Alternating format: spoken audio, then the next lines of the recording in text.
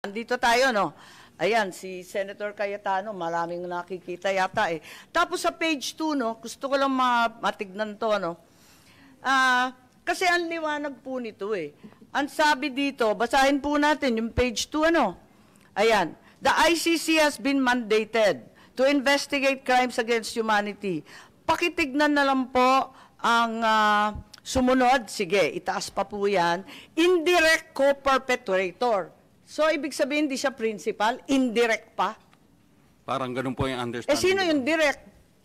Saan na yung direct? Ba't hindi inuna? Pangkaraniwan ba to na hinuhuli muna yung indirect kaysa sa direct? Form lettering ba to? Iba ho kasi yung legal language na ginagamit ng iba't ibang bansa sa kanila hong pagbibigay ng communication. Tama po. Siyempre, iba-iba yan. At saka translated to in many languages. Opo. Pero yung indirect, sa palagay ko, kahit Frances man yan, or High German Swiss, ganyan pa rin indirect. Hindi siya principal. Hindi kasi ho, ano nga eh, yung legal system po depende ho sa kanilang pagkasulat ng kanilang mga batas. Kasi kagaya ho sa atin, conspiracy po ang tawag natin dyan, di sa ating bansa. Co-conspirator po ang tawag sa isang taong participate sa isang krimen. Ito, co-perpetrator. Yun nga ho yun. Pero Marahil yun po yung definition niya ay lumalapit po sa ating definition na conspiracy sa ating bansa. So yun po yun. Marahil lagay natin sa konteksto na yun po ang kanilang lingwahe sa kanilang batas, sistema ng batas. Iba ho ang lingwahe natin dito. Naku, kahit i-Frances yan, yung indirect, hindi direct, di po ba?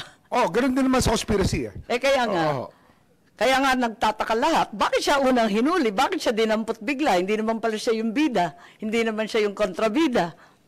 Pero sinabi ho na co-perpetrator. Tama, pero kasabwat. Sinabi ho diyang kasabwat. Okay. Ngayon, tignan natin. Action to be taken. Locate and arrest with a view to extradition. Assurances are given extradition will be sought upon arrest of the person in conformity with national laws or the applicable bilateral and multilateral treaties. Ibig sabihin, hindi yung kidnapping o yung extraordinary... Hindi po kidnapping. Wala hong nangyaring kidnapping, ma'am. Pero may extradition. Bakit hindi, meron ho dalawang option yan eh. Ang haba ng proseso. Ang international humanitarian law gives us two options. Walang nakasulat. There are two options under international humanitarian law. The first option is extradition. No, I have to explain the law, ma'am. The international humanitarian law gives us two options: extradition or surrender.